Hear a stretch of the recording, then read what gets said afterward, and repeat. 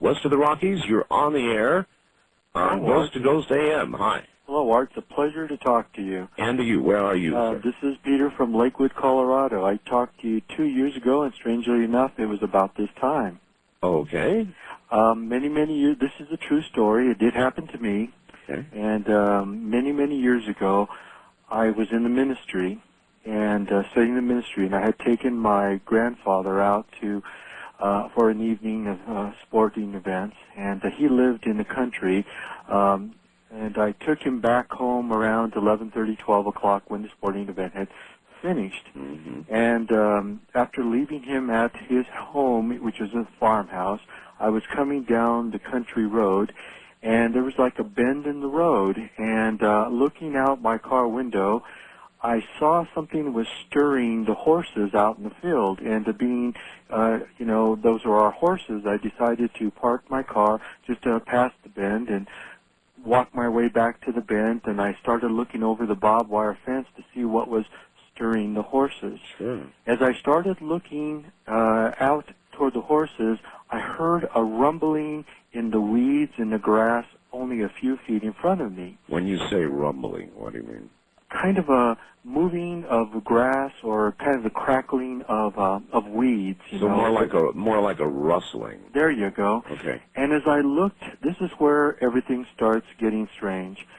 As I looked into the weeds and the grass there, I saw a sort of a vision of a man and a woman laying in the grass. Mm.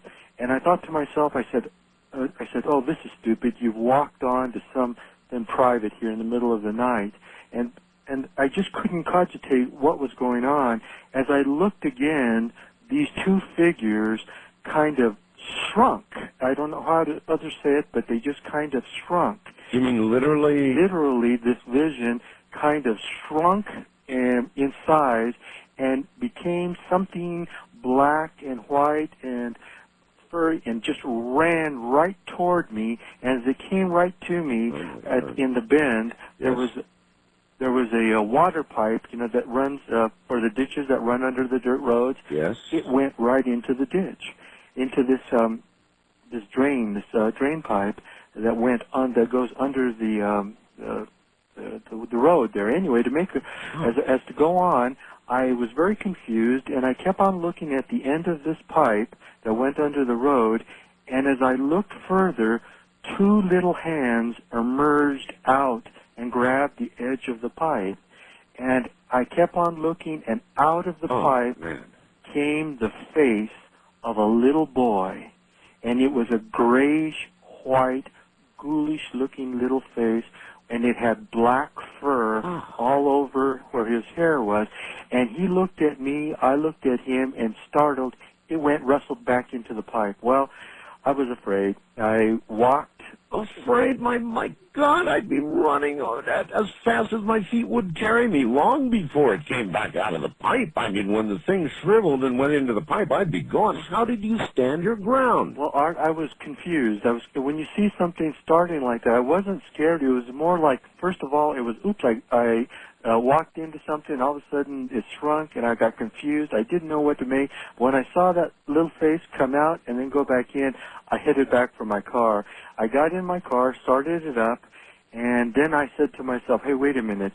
You are a divinity student. You're a minister. There's nothing that can, harm you. So I stopped, turned off the car, went back out there to the bend, got down on my knees and started praying.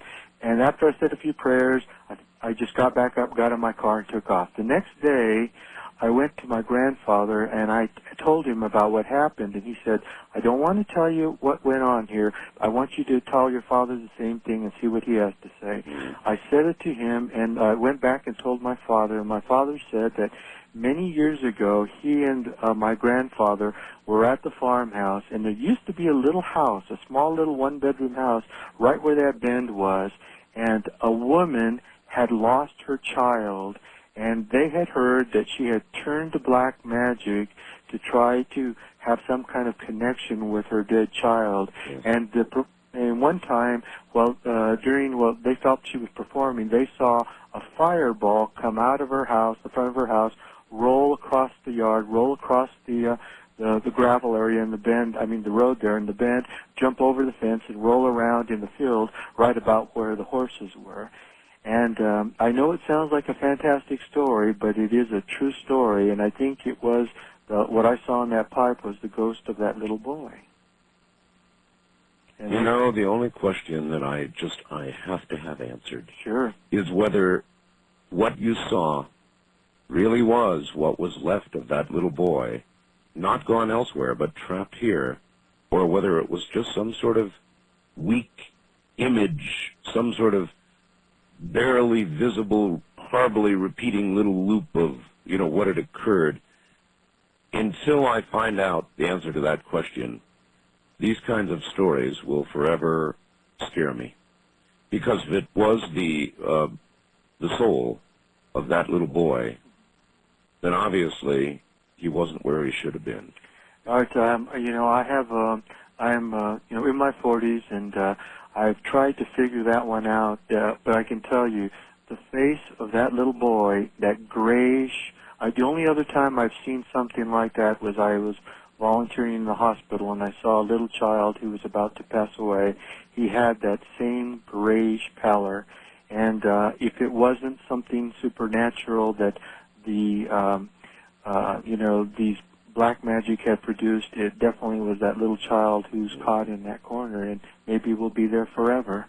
But I told you this story 2 years ago, and you had kind of the same response, and it's one that will puzzle me for till my grave, that's for sure. I appreciate your telling it, or in this case, retelling it. Thank you, my friend. Art, we love you here in Denver. Thank you. Take care. That will haunt me forever with regard to this subject. Truly, it seems impossible to believe, though I suppose it is possible, that an innocent youngster dying way before his time would have his spirit trapped through some horrible cosmic joke here on Earth. I don't want to believe that.